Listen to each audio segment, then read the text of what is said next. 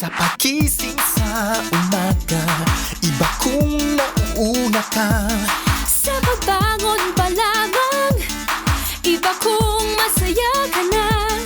Kung sa unang hirit ay panalo ka, ang buong maghapon ay tsak na sisigla.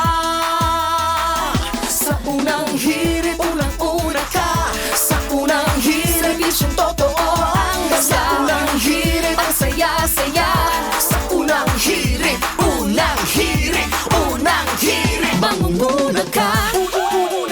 Unang hirit, unang-una ka.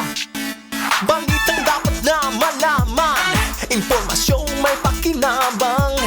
Mga dapat unawain sa ating mga gawain. Mga dapat alagaan ang iyong kalusugan, kapaligiran at kinabukasan. Wala ka nang hahanapin pa. Samahang